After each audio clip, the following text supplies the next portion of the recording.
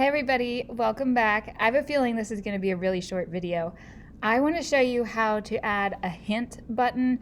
So if students are working on a problem, they can click on this to kind of get some help. So it's things where, common errors. So if you're working on inequalities, hint, remember to change the direction of the inequality if you multiply or divide by a negative number. Stuff like that. That would take me like 30 seconds to show you. This is going to be really short. And based on previous videos, you may have figured this out already. Also, I know sometimes the students like to see a worked out example. I'll show you how you can have a button that will show them that. So let's start with the hint button. So first I'm going to get a note component. So that's where I'll write the problem. I just want one. And then math input where they can put their answer. So my question is going to be 2 plus 3. And then I'm going to have a button, so action button, I want it on the side here, that will give them a hint. So I'm going to change the label to hint, and I'm going to label the button hint 1. So once that button is pressed, I want this note component to show up. And my hint will be use your fingers. Count your fingers. Okay. So the way it looks right now, if we preview this, they get the hint right away, and we don't want that. We want it hidden from them.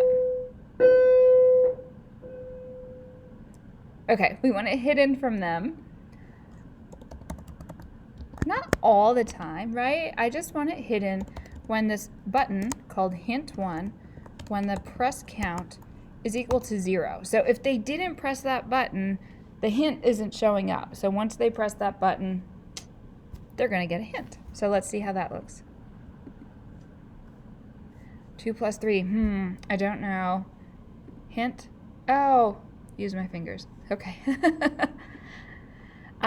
Let's take a look at where you would have a worked out example. It's exactly the same thing. So what I'm going to do, I'm just going to copy this screen and paste it.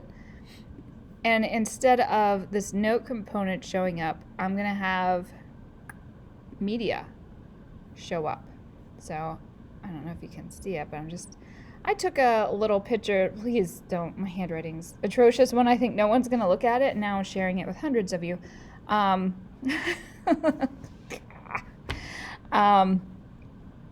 Same thing here. I'm going to go with, do I have to rename this? I'm just going to rename this hint 2, just in case I run into that issue. So I want this to be hidden unless hint 2 press count equals 0. Or I want it hidden when press count 2 equals, when it equals 0. I'm saying all the wrong things. Okay. Obviously this isn't the problem here. Quality of some sort. Whatever. My keyboard doesn't work right. I'm not going back and fixing it. So an inequality of some sort is written here. They have to type their answer. I need a hint. I need a worked out example. There you go. Okay. Now, this could be the end of our video, but let's say you want to keep track of this somehow.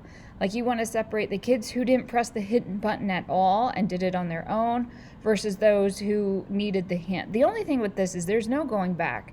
Once they press that button, they've seen it. Even if they didn't use it, it might just been curiosity. I don't know, if I see a button, I want to push it.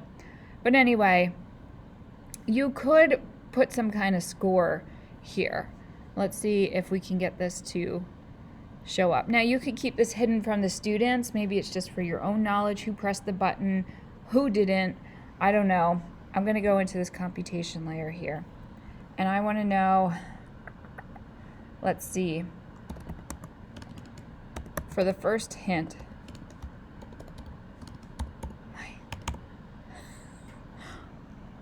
Okay, yeah, that does say first hint. I'm just going to use a variable here. First hint is, we'll make that equal to the numeric value of hint. Oh, I have to do that. Weird notation. Hint 1 press count. Okay. Second hint will be the numeric value of hint 2, press count. So I really should disable it after the first one, because if they just sit there and click and click and click and click it, that's just going to increase it.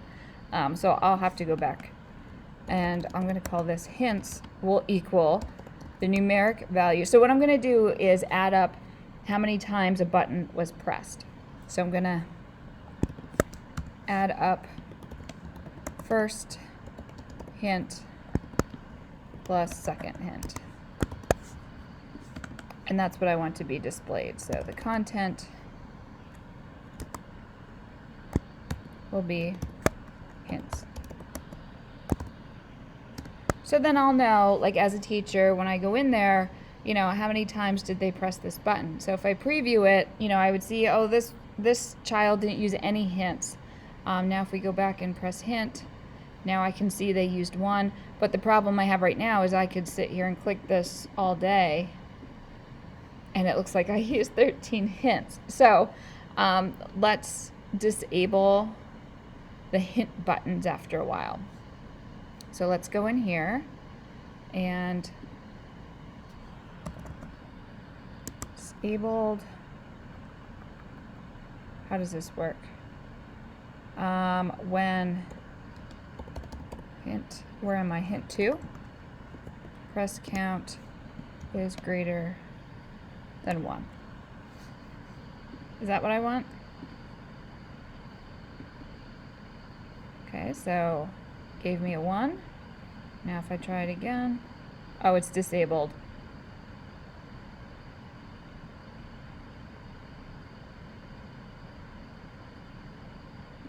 Hold on. Do I put it 0 here? Don't you just love videos where they're not prepared and they're just kind of doing everything on the fly, clicking the wrong things? Yeah, when it's greater than 0. Oh, geez, that makes sense. Hint, okay. 1, all right, that's what I want. I apologize, I'm not prepared. All right, so what did I do? I went into the button component layer, and I want it to be disabled after they press it once. So I'm just going to copy and paste this in this first one and make sure I have the correct one here. So I'm going to change that to a 1. Okay, so now I think I have everything all set. So when I preview this, I see, okay, they got that. And you know, you can always give them feedback. If you've been watching my videos, we've done this forever. Hint, got that. And now I would probably, oh yeah, I didn't use the first one. I would keep this hidden from the students. You know, this personally for me, it would just be who used the hints and who didn't without having to scroll through the whole thing. All right, guys, I promise next time it will be much more fluid and smooth and organized. Later, y'all.